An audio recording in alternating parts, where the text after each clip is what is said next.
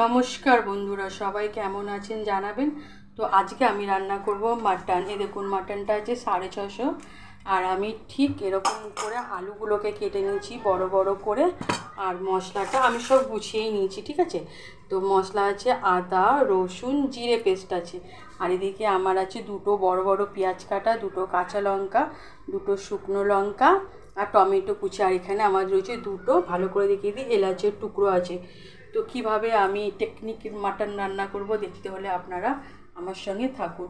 তো চলুন আমি ডুমো আলুগুলোকে ভেজে নিই। তো এই দেখুন, আমি এটা দেখাইনি, স্কিপ হয়ে গেছিলো। আলুটা আমি লাল লাল করে ভেজে নিচ্ছি। এই দেখুন পুরো ভাজা হয়েই গেছে। এবার আমি ভাজাটাকে নামিয়ে ফেলবো, আর ভাজবো না, হয়েই গেছে ভাজা। তো চলুন, এই দেখুন ভাজাটাকে আমি এবারে নামিয়ে ফেলবো। কড়াতে আমি আবার সর্ষের তেল দিয়ে দিয়েছি। তেলটা গরম হয়ে গেছে। এবার আমি দিয়ে দেবো তেজপাতা, এবার আমি দেবো কাঁচা লঙ্কা, শুকনো লঙ্কা, পেঁয়াজ,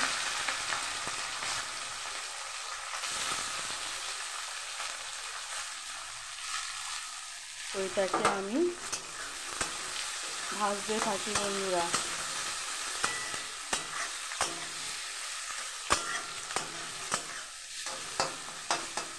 এই দেখুন আমি মাংসটা ভেজে নিই লাল লাল করে। আমি বলছিলাম না নিনজা টেকনিক কীভাবে, তো এতে আমি একটু জল দিয়ে দেব পরিমাণ মতো।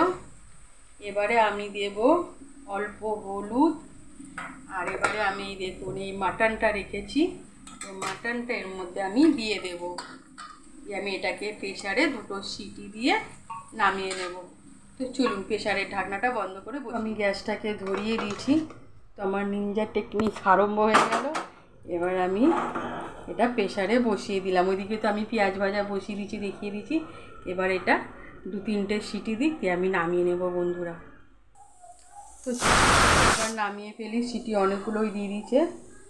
তো সিদ্ধ হয়ে গেছে মোটামুটি আমার, নামিয়ে ফেলি। পেঁয়াজটা আমার ভাজা হয়ে গেছে। মশলাটা আমি দিয়ে দেব।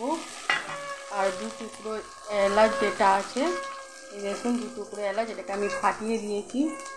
এবার আমার কেটে রাখা টমেটো কুচিটা আমি দিয়ে দেব।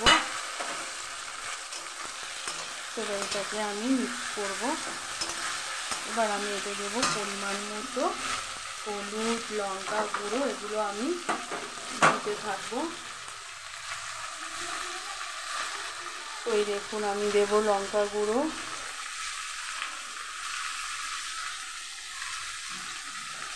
এবারে আমি দেবো হলুদ। তো এবারে আমি দেবো হলুদ,